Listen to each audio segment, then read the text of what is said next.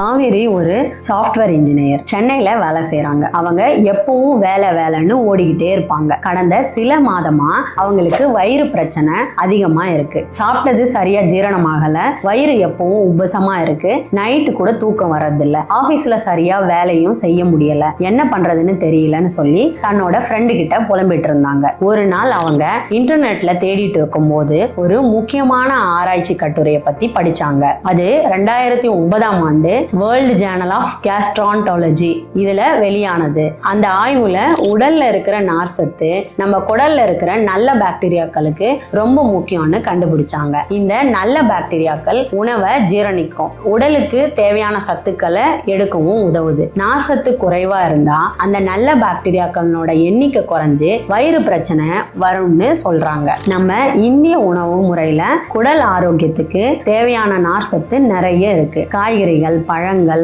முழு தானியங்கள், பருப்பு வகைகள் இதுல எல்லாம் நார்சத்து அதிகமா இருக்கு. காலையில ஃபெர்மெண்டட் கஞ்சி, அப்படி இல்லைன்னா பழையதுன்னு சொல்லுவாங்க, இல்ல சிறுதானிய கஞ்சி குடிக்கிறது, மதிய சாப்பாட்டுல நிறைய காய்கறிகள் சேர்த்துக்கிறது, இரவுல எளிதில் ஜீரணம் ஆகக்கூடிய உணவுகளை சாப்பிடுறது எல்லாமே குடலுக்கு ரொம்ப நல்லது. இதை புரிஞ்சுக்கிட்ட காவேரி தினமும் காலையில ஃபெர்மெண்டட் கஞ்சி குடிக்க ஆரம்பிச்சாங்க. மதிய சாப்பாட்டுல பொரியல், கூட்டுன்னு நிறைய காய்கறிகளை சேர்த்துக்கிட்டாங்க. இரவுல இட்லி இல்லைன்னா கிச்சடி மாதிரி உணவுகளை சாப்பிட்டாங்க. சில வாரங்கள்லயே அவங்களுக்கு வயிறு பிரச்சனை கொஞ்சம் கொஞ்சமா குறைய ஆரம்பிச்சது. இப்ப வயிறு ரொம்ப நல்லா இருக்கு, வேலையிலும் நல்ல கவனம் செலுத்த முடியுதுன்னு ரொம்ப சந்தோஷப்பட்டாங்க. உங்க குடல் ஆரோக்கியத்தை மேம்படுத்த இன்னைக்கே உங்க உணவுகள்ல நார்சத்து அதிகமா இருக்கிற உணவுகளை சேர்த்துக்கோங்க. இயற்கையான உணவுகளை சாப்பிடுங்க, ஆரோக்கியமான வாழ்க்கையை வாழுங்க.